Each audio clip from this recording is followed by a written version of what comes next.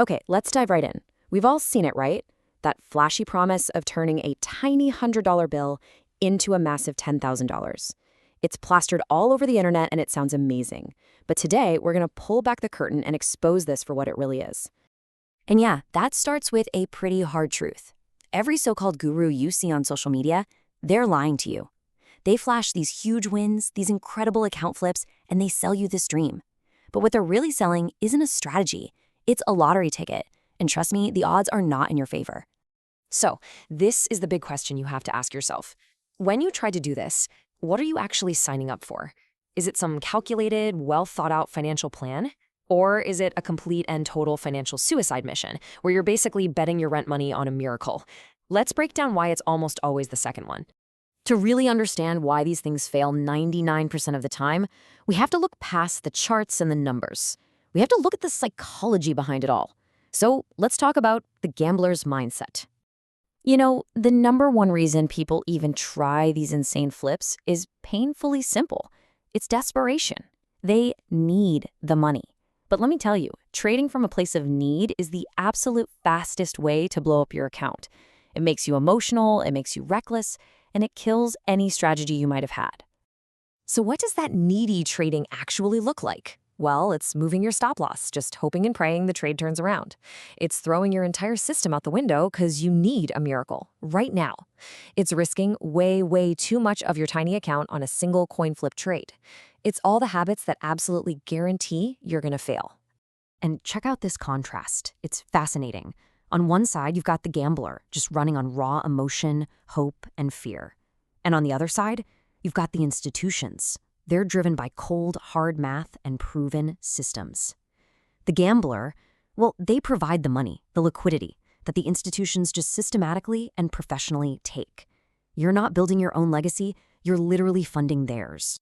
This chart just lays out the brutal math of the whole thing. You start with $100. To make any real money, you feel like you have to risk a huge piece of it, right? Maybe $50 on one trade. Well, one wrong move and poof, half your money is gone. Two wrong moves and you're at zero. The road to ruin is incredibly short. So here's the bottom line. Professional trading is a business. It's run like a business, with a plan, with risk management. The small account flip, that's just a scratch-off ticket. It's pure luck. If you want a real career in this, you have to stop buying lottery tickets and start building a real business. Okay, so if gambling your own cash is the wrong way, then what's the right way? Let's talk about the solution. This is what we call the manager's strategy, and it's all about using other people's money. Now, the secret weapon here is something called a proprietary trading firm, or prop firm for short. These are companies that will literally give you a large amount of capital to trade with. But, and this is a huge but, only after you prove you have a solid, disciplined system. They're not looking for gamblers, they are looking for managers. So, here's the path. Instead of dumping your $100 into a brokerage account to gamble away, you invest it in an evaluation with a prop firm. You pass that test, not by getting lucky, but by showing you can follow rules and manage risk. And then boom, you get to manage a serious account, maybe 25 grand, maybe more, and you get to keep a huge chunk of the profits you make. And this slide right here is the aha moment. The math just does not lie. To turn $100 into $1,000, you need a 900% return. That is almost impossible. But to make that same $1,000 on a $25,000 funded account, you only need a 4% return. Now, which of those sounds more like a sustainable, realistic career path to you? This is the fundamental shift you have to make in your mind. You have to stop thinking like a desperate gambler hoping to hit the jackpot, and you have to start acting like a professional fund manager who is responsible for executing a plan with serious capital. You know, this whole practical strategy is really rooted in a much deeper, timeless principle. It's this idea of stewardship before sovereignty, proving you can be a good steward of the small things before you're ever given control over the big things. There's this powerful idea, right, that's been around forever. You don't get handed a whole forest if you can't even take care of a single seed. The market works the same way.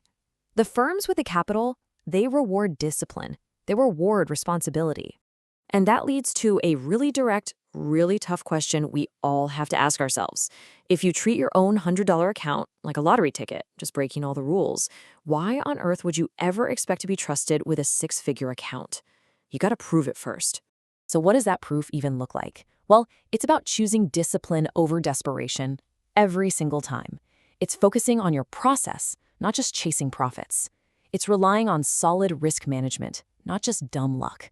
And ultimately, it's about building the character required to handle the capital long before you ever get it.